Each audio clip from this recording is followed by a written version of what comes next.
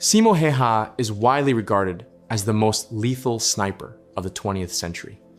Over the course of a campaign lasting just 110 days, he is credited with 542 confirmed kills, though unofficial estimates place the number closer to 700. Remarkably, approximately 200 of these were achieved using a submachine gun, while the remainder were taken with a standard bolt-action rifle using iron sights.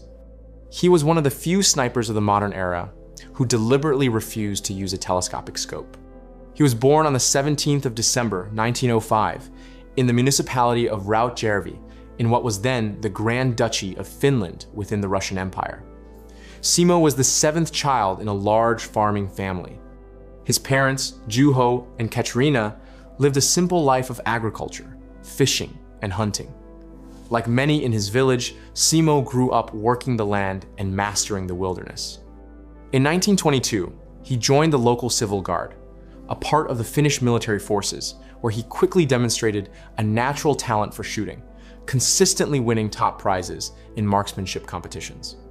In 1925, he began his mandatory military service in the Bicycle Battalion, and later attended NCO school in Terijoki, graduating as a non-commissioned officer.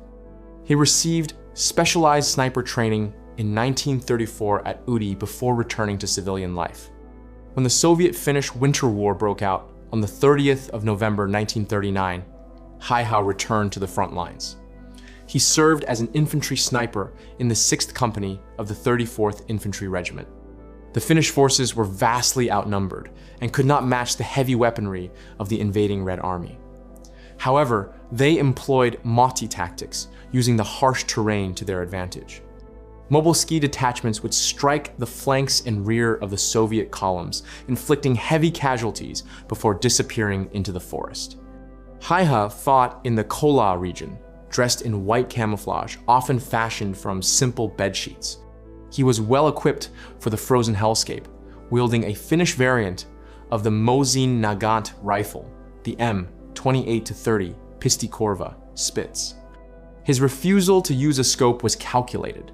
Iron sights allowed for faster target acquisition, did not fog up in the cold, and crucially, did not reflect sunlight, which could reveal his position. Furthermore, a scope would have required him to raise his head higher, making him a clearer target. In addition to his rifle, he carried a 9mm Suomi KP, -31 submachine gun for close quarters combat. Most of his engagements took place at a range of no more than 450 meters. Hayhä developed his own unique survival techniques. He would bury himself in snowdrifts and tightly compact the snow in front of his rifle barrel so that the muzzle blast wouldn't disturb the powder and reveal his location. He even kept snow in his mouth to prevent the steam of his breath from being visible in the freezing air. These tactics, combined with his small stature, he was only 160 centimeters, 5'3" tall, made him nearly invisible. His primary targets were officers, enemy snipers, and artillery spotters. In a single month, his kill count exceeded 150, a statistic that boosted Finnish morale and terrified the Soviet troops. On the 21st of December 1939, he set a personal record with 25 kills in a single day. He soon earned the nickname the White Death. The Soviets desperately tried to eliminate him. They deployed counter-snipers and bombarded areas where he was suspected to be. Once, shrapnel from an artillery shell tore his camouflage, but he remained unharmed. However, his luck ran out on the 6th of March 1940. An exploding bullet struck his lower jaw, devastating the left side of his face. The last thing he heard before losing consciousness was a soldier saying, "He's missing half his head." Even the medics who carried him off the field believed he would not survive. Yet, despite the gruesome injury, he did not die. He was evacuated to the rear and remained in a coma for a week, regaining consciousness on March 13, the very day peace was declared. He underwent extensive reconstruction surgery on his jaw in Helsinki and Jyväskylä. When the continuation war began, he petitioned to return to the front, but due to the severity of his injuries, he was honorably excused from service. In the post-war years, Simo lived a quiet life in Ruokolahti, becoming a successful dog breeder and a renowned moose hunter. He was a modest man who rarely spoke of the war or his medals. When asked the secret to his skill, he would answer with a single word: practice.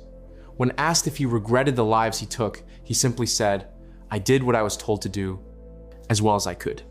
Simo Häyhä died on the 1st of April 2002, at the age of 96. While historians and nations may debate the exact statistics, and the records vary between Finnish and Soviet sources, the legend of his skill and resilience remains undisputed.